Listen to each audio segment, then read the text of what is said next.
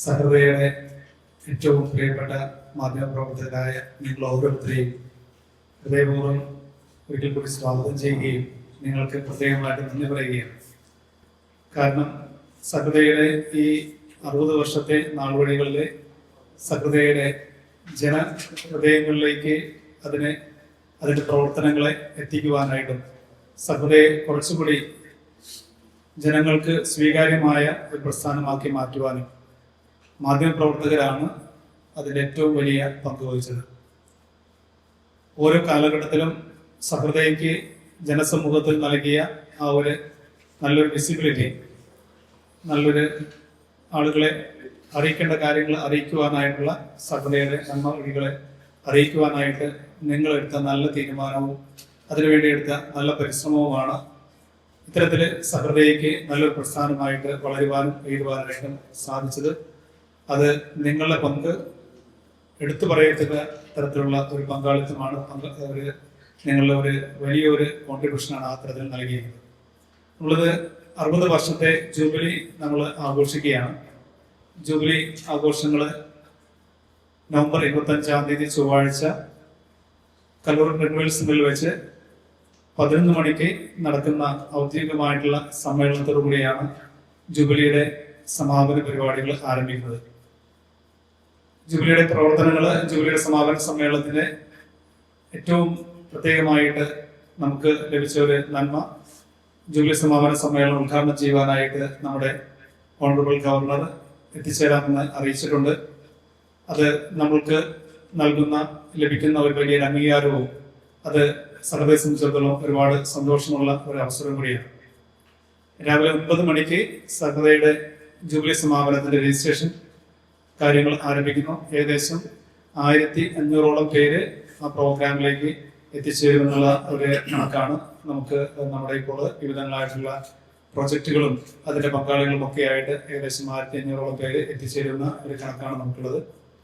Rural സെന്ററിൽ വെച്ച് നടത്തപ്പെടുന്ന ആ പ്രോഗ്രാമിന് 9 മണിയോടുകൂടി രജിസ്ട്രേഷൻസ് ആരംഭിച്ച് 9:30 നമ്മുടെ അനൗദ്യോഗികമായിട്ടുള്ള പരിപാടികൾ ആരംഭിക്കുന്നു. സഹൃദയയുടെ കഴിഞ്ഞ 60 വർഷത്തെ പ്രവർത്തനങ്ങളെ ചിത്രീകരിക്കുന്ന ഒരു ഡോക്യുമെന്ററിയുടെ ഓടുകൂടിയാണ് പ്രോഗ്രാമുകൾ ആരംഭിക്കുന്നത്.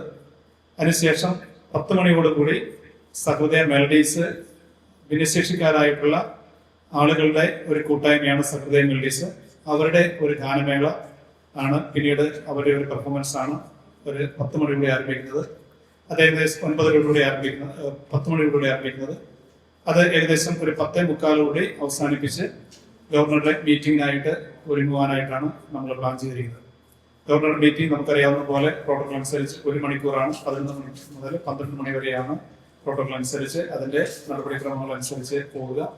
പിന്നീട് സഹൃദയയുടെ സംഘങ്ങളിലൂടെ നടത്തപ്പെടുന്ന വിവിധങ്ങളായിട്ട് പ്രവർത്തനങ്ങൾക്ക് വേണ്ടിയുള്ള സാമൂഹ്യക്ഷേമ പ്രവർത്തനങ്ങളിൽ വളരെയേറെ വലിയ കോൺട്രിബ്യൂഷൻസ് നൽകിയ വില്ലേജ് തലത്തിൽ തെരഞ്ഞെടുക്കപ്പെട്ട സാമൂഹ്യ പ്രവർത്തകരെ ആദരിക്കുന്ന ചടങ്ങാണ്.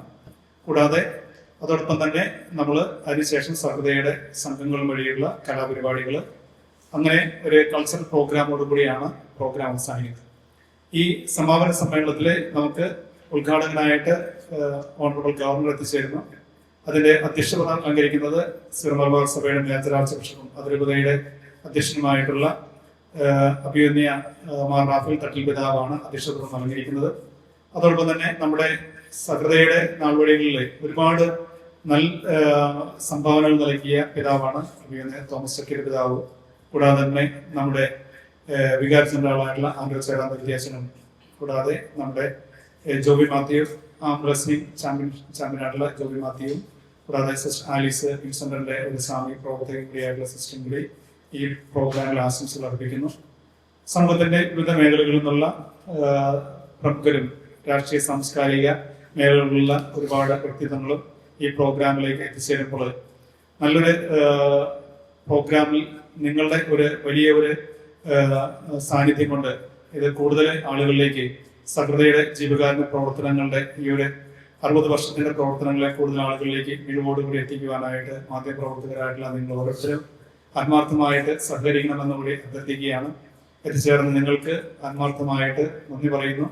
സഹൃദയയുടെ ഈ 60 വർഷ കാലഘട്ടങ്ങളിൽ എല്ലാ നാളുകളിലും മാധ്യമപ്രവർത്തകർ സഹൃദയോട് ചേർന്ന് തന്നെയാണ് ഇപ്പോഴും നിന്നിട്ടുള്ളത്. സഹൃദയ്ക്ക് വേണ്ടിയിട്ട് എല്ലാ തരത്തിലും ഓരോ കാലഘട്ടങ്ങളിലും ആവശ്യമായിട്ടുള്ള പ്രളയകാലത്തും കോവിഡ് കാലത്തും അതോടൊപ്പം തന്നെ ഓക്കിയും എല്ലാ ദുരിത കാലഘട്ടങ്ങളിലുമൊക്കെ വളരെ നല്ല സജീവമായിട്ടുള്ള മാധ്യമപ്രവർത്തകരുടെ സഹകരണം കൊണ്ട് കൂടുതൽ മിഴിവോടുകൂടി കാര്യക്ഷമമായിട്ട് സഹൃദയ്ക്ക് പ്രവർത്തിക്കുവാനായിട്ട് സാധിച്ചിട്ടുണ്ട്. അതുകൊണ്ട് മാധ്യമപ്രവർത്തകരായ നിങ്ങൾക്ക് ഓരോരുത്തർക്കും ഒരുപാട് സ്നേഹത്തോടുകൂടി നന്ദി പറയുന്നു.